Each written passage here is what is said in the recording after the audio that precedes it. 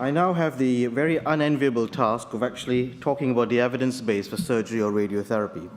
And the first thing I would say is please don't shoot the messenger, because depending on who I speak to on this topic, either the urologists don't like it or the oncologists don't like it. And what I'm going to try to do is to really try and do as objectively as I can, look at the evidence for either one or the other. And of course, ultimately, we all know we need a trial in this area.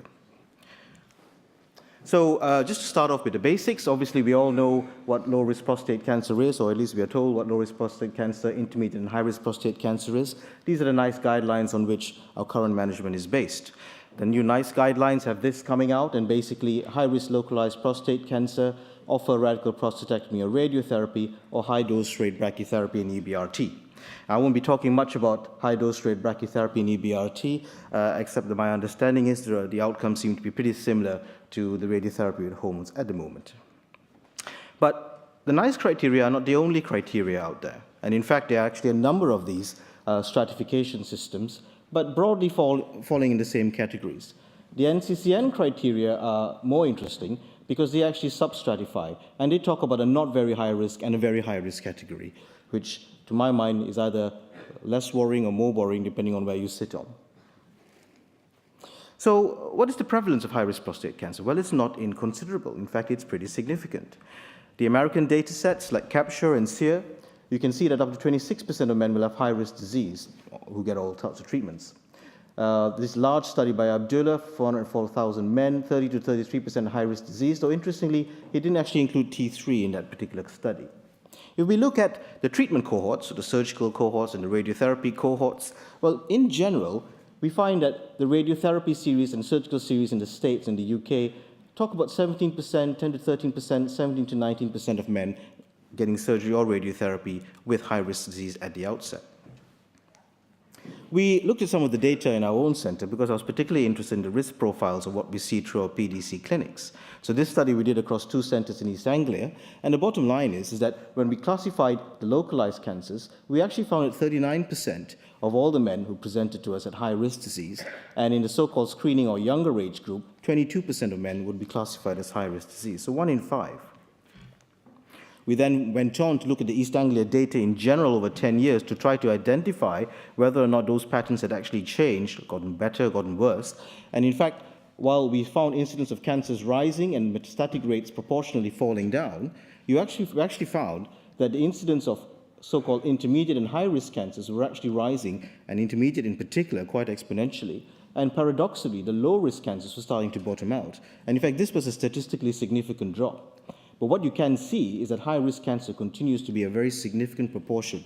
And if you consider the increasing incidence of prostate cancer, there's going to be an increasing burden that we're all going to have to treat. If all of these guys are going to go into active surveillance, all of these guys are going to gain radical treatment.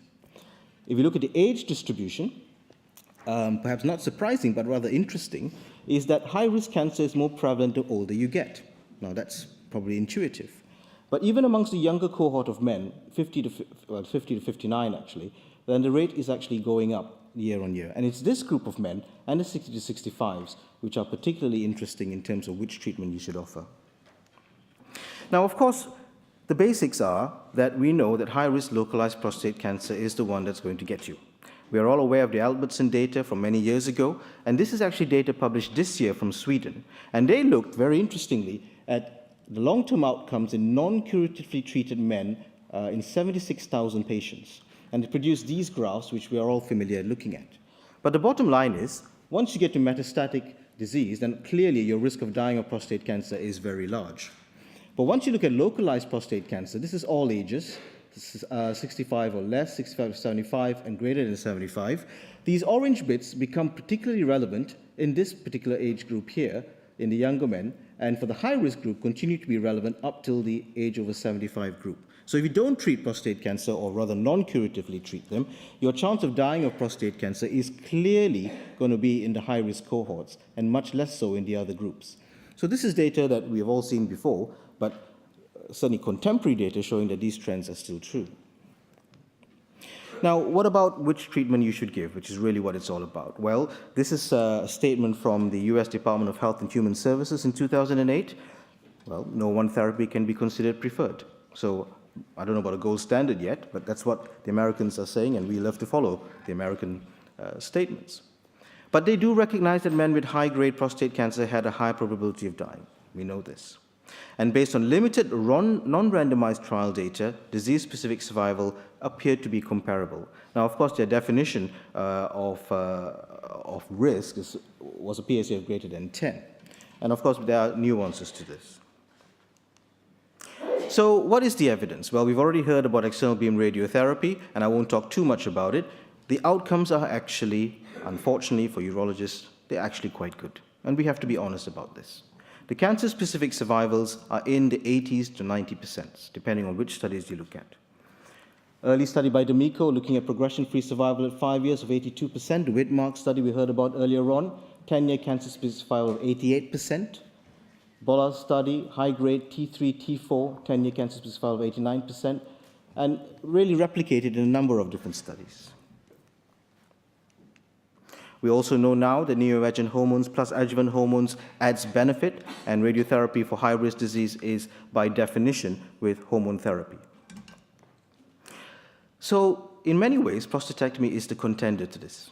So the question really is, what is happening with prostatectomy in high-risk localized cancer? Well, data from the Southwest Observatory, which I was able to get a few years ago, showed that we are doing more prostatectomies for men with high-risk prostate cancer year on year.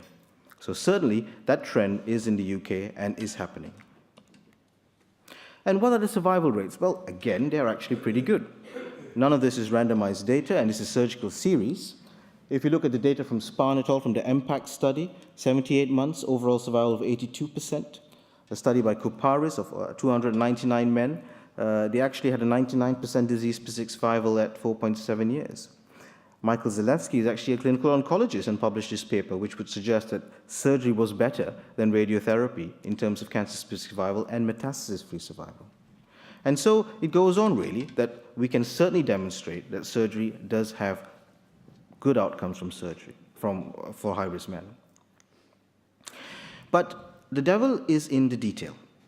And the MPACT study did some very interesting things on well-annotated high-risk prostate cancers.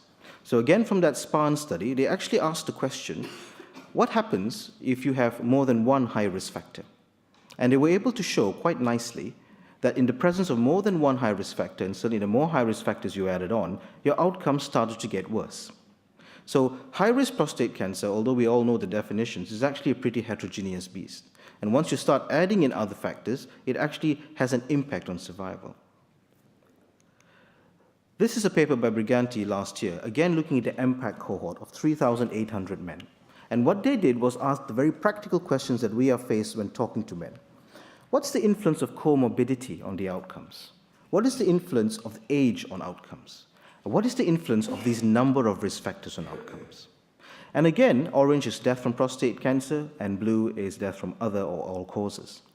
And here you can see that if you look at comorbidity scores, then if you have a Charlson comorbidity score index of 0, so really quite fit, then prostatectomy does convey a survival benefit, and that goes up to about 60 to 64.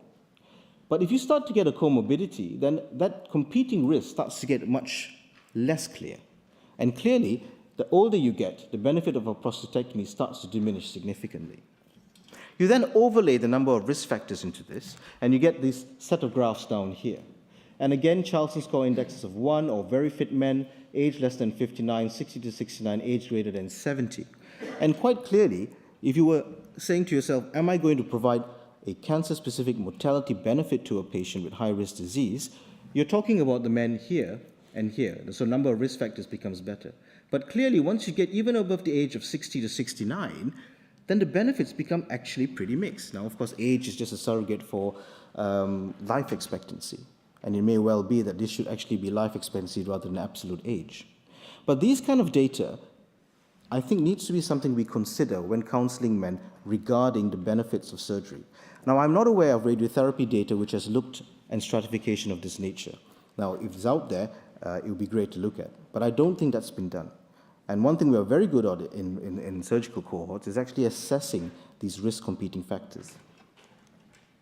What about adjuvant radiotherapy? Well, we all do it. Radical study is one of the most high-profile, high-recruiting study in the UK. It's doing quite well, and really is going to address the question of timing and intervention of radiotherapy. But we already have a lot of data on this, that adjuvant radiotherapy improves biochemical relapse rates, not overall survival or cancer-specific survival. That data has still yet to be proven. But it certainly makes us all feel better and makes the patient feel a lot better because the PSA start to go down or don't start to rise. So what about the direct comparisons then? What is the outcomes if you were to compare surgery or radiotherapy? Well, we all know there's no good level 1 evidence. Well, actually, there is one trial from Japan which recruited about 90 patients and compared surgery and radiotherapy. And they found no particular significant difference, though a trend for benefit from surgery, but clearly underpowered and outdated radiotherapy protocols. So what you're left with is large database outputs. And so you can start off with studies which don't stratify initially by risk group. Study by Kopelian in 2002, 8-year biochemical recurrence-free survival, pretty much identical. Cooperberg's study of 2008, cancer-specific mortality, seemed to demonstrate that surgery was beneficial over radiotherapy, particularly in the context of intermediate and high-risk prostate cancer, with a relative survival of 2. And then again, these large studies from Abdullah, again suggesting that there was some benefit in surgery over radiotherapy. But one of the interesting things when you look at these series is that they do exclude a number of patients, particularly this study excluded any tumors over greater than T2C. So these are basically Gleason 8 to 10s when you look at the high-risk groups. The Zalewski study again, 8 years progression-free survival, again most apparent high-risk disease. And Hoffman et al. Published data from the prostate cancer outcome study, which I'll tell you a bit more about later, suggesting that within these cohorts, when you propensity score match them, then there was an overall and disease-specific benefit to surgery. But again, they did not include any cases above T2C. This study was one which focused actually on high-risk prostate cancer and came out a couple of years ago, Stephen Bourgian. And here, they compared radiotherapy and surgery in a fairly large cohort, and 50% of the men who had radiotherapy received ADT. And here, the 10-year cancer-specific survivals were actually identical. So when we look at the evidence base, it depends a little bit on who's publishing the data and which cohorts they select. And trying to decipher actually what is the comparable outcomes can actually be difficult to do. So what about the functional outcomes? Because above all things, what our men are concerned about is first the cancer, and after the cancer has been treated, my urinary incontinence, my sexual function. So what is the evidence for relative benefit of one against the other? I have a number of colleagues who feel that they can counsel patients about radiotherapy as well as an oncologist can, and actually quote them rates of what trouble you're going to get with radiotherapy, what trouble you can get with erectile function. Now, this is a study from the 90s and recruited in 94 and 95. We saw a little bit about this yesterday in Hash's study, Hash's presentation. And this looked at urinary, sexual, and bowel function in men who had either surgery or radiotherapy and followed up for 15 years. Now, admittedly, this is open surgery, of course. This is not robotics with all the high definition and impact on better functional outcomes, so we believe. But it is comparable. And at that time, radiotherapy, if I'm not mistaken, would probably be non-IMRT, non-conformal, and pretty broad-based. So let's concentrate just on this data here, which is those who had documented normal urinary function. And you can see that certainly both surgery and radiotherapy had an impact on urinary function. But the impact from prostatectomy was significantly worse. Now, none of these patients returned to baseline. So this is something which we need to acknowledge as well. They do not go back to baseline. And the impact of the surgical function loss is sustained and much worse in radiotherapy throughout much of the time course. Though interestingly, at 15 years and probably a bit earlier, they start to become similar. So within the first 1 to 5 years, urinary function is clearly going to be worse from surgery. What about erectile function? Again, they tracked these patients over time, and you can see here on this where there was normal or higher sexual function. Both radiotherapy and surgery had significant detrimental effects on sexual function, but surgery had a much more detrimental effect, at least in the first 24 months. And then eventually, the two curves start to join together. So it does not seem to be the case that these go down and go up again. They actually go down, stay down, and then keep on going down later on. Now, whether this is replicated in the current era, we will have to see. Bowel function, of course, is the one thing which, as prostatectomists, we pride ourselves as saying we don't cause bowel trouble, radiotherapy causes bowel trouble. Now, quite clearly, that is the case in the sense that radiotherapy is more likely than prostatectomy to cause trouble with bowel function. But if you compare the scales of complaint, as it were, or the loss in the reduction in scores, it's surprisingly much less bothersome to patients than the urinary function or the sexual function. And you can see that here. But in fact, what was quite surprising to me is that even the prostatectomy patients reported some kind of loss of or a deterioration of function of bowel. And indeed, anecdotally speaking to patients, they do say that their bowel is altered as well. Now, obviously, then you start worrying about whether you put your stitches in the wrong place or what the effect have been of other things. But actually, they do have some kind of deterioration in bowel function as well. What about more contemporary data? So this was published just this year in the BJC from the Netherlands. Small cohort, but they looked at the one-year outcomes of surgery, radiotherapy, and brachytherapy to see what the comparable quality of life effects might be. And in effect, they found, similar to what we saw before, is that surgery seemed to confer a worse quality of life outcome, at least up to 1 year. They also looked at this cohort in particular because they selected their radiotherapy patients to be more comparable to the radical prostatectomy patients.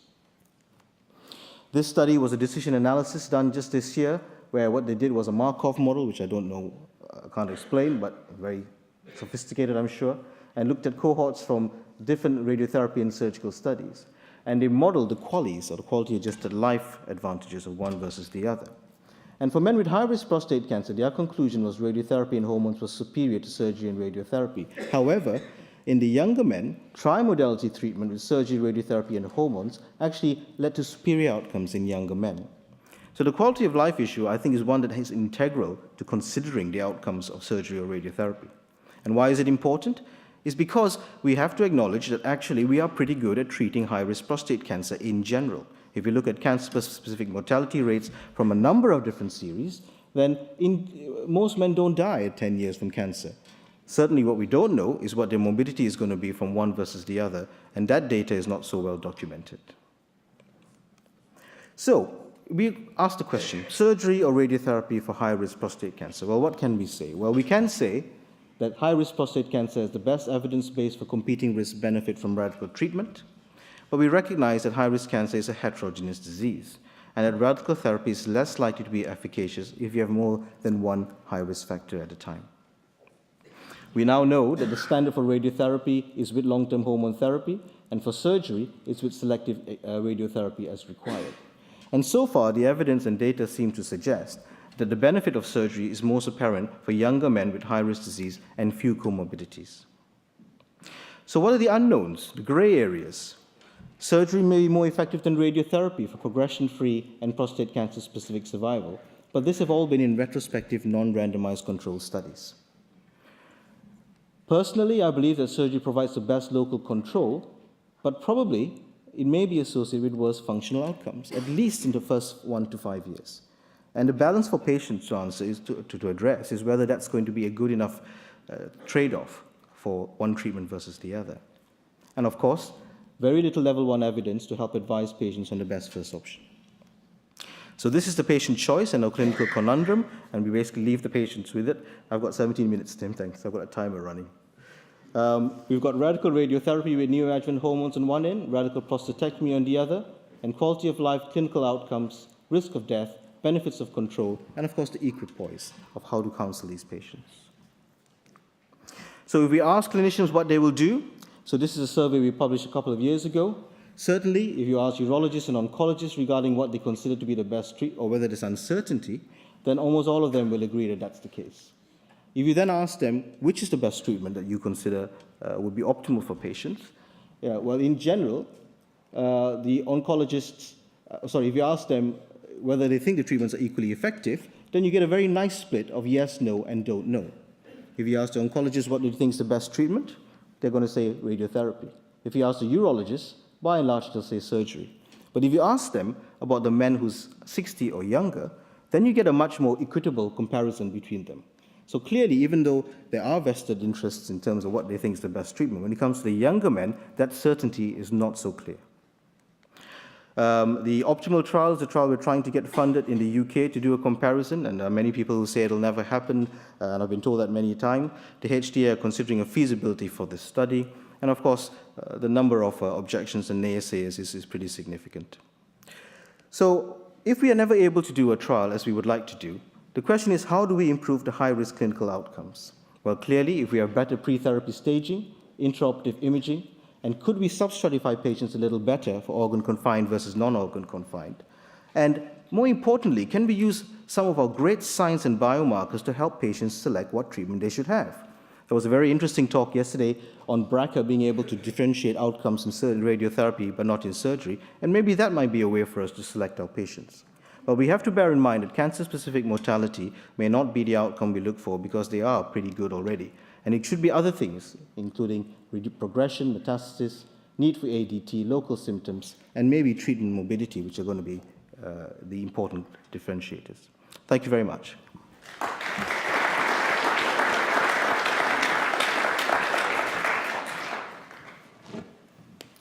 Any questions? Tim.